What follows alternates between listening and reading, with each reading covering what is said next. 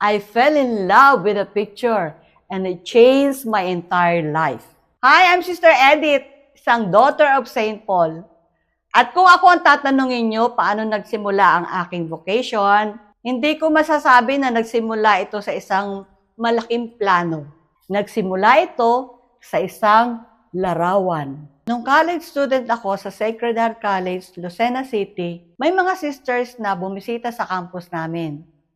May dala silang calendars at iba't ibang religious materials. May isang calendar na talagang nakakot ng aking attention. Larawan ito ni Mary, Queen of Apostles. Hawak si Baby Jesus at may hawak ding scroll. Yung kasimplihan ng larawan ni Mama Mary, hindi lang niya siya hawak. Parang iniaabot niya si Jesus sa mundo. At parang sa sandaling iyon, may sinabi sa akin si Mama Mary, "Tingnan mo ang anak ko. Gusto mo siyang sundan?" Hindi ko pa maintindihan noon, pero may bahagi sa puso na nagtatanong na. Pagkatapos, nang bumisita ang mga sisters sa parish namin sa San Diego de Alcala sa Gumaca, mas lalo ako naging curious. Nakipag-usap ako sa kanila, nagtanong tungkol sa buhay nila, at inobserbahan ko ni sila. At ikinumpara ko sa ibang religious groups. Ang nagustuhan ko talaga sa kanila ay ang misyon nila. Paggamit ng books, media, at communication para magbahagi ng pag-asa. Pero may isang bagay na medyo hindi ko gusto. Selling books. Magtinda ng libro. Sa isip ko, sinabi ko noon, "Lord, kahit ano, wag lang po yan." Pagkatapos kong graduate ng college noong 1986, may kakaibang pakiramdam na hindi mawala sa puso ko. Paulit-ulit na bumabalik sa isip ko yung larawan ni Mary. At naalala ko rin yung joy ng mga sisters. Kaya sumulat ako sa Daughters of St. Paul para mag-apply. Nang bumisita ako sa convent nila sa Lipa, nagulat ako. Simple lang ang buhay nila. Pero napaka-warm, napaka-joyful. At doon ko naramdaman yung pakiramdam na parang I feel at home na doon ako nakatira. May isang elderly sister na tumagap sa akin na parang ang tagal na niya akong kakilala. Na parang matagal na niya akong hinihintay. Pero nang dumating na ang entrance exam sa Pasay, bigla akong kinabahan. Ang gaganda ng kanilang novices. Parang models. Poised and confident. Radiant. At sa isip ko, sinabi ko, parang hindi nila ako dito tatanggapin. Hindi naman ako mukhang model eh. Habang nag-i-exam pa nga ako, nakipag-usap ako kay Lord.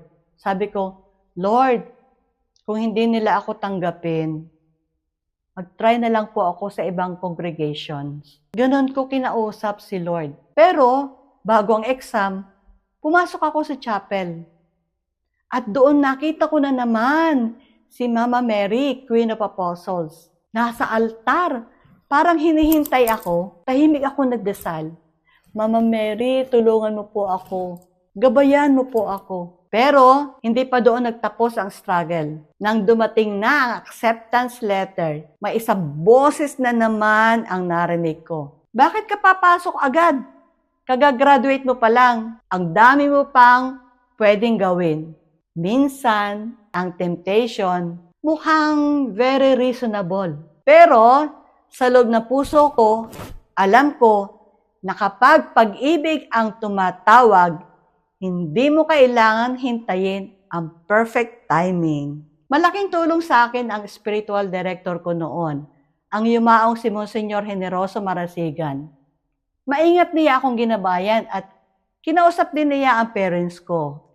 Tinulungan niya ang maintindihan nila ang pagpasok sa religious life ay hindi pagtakas sa buhay, kundi pagtugon sa isang tawag. Kaya noong May 31, 1986, panahon ng EDSA, dinala ako ng parents ko sa convent. Hindi ako pumasok dahil wala akong takot. In fact, meron. Pero pumasok ako dahil naramdaman kong minamahal ako ng Diyos at tinatawag niya ako.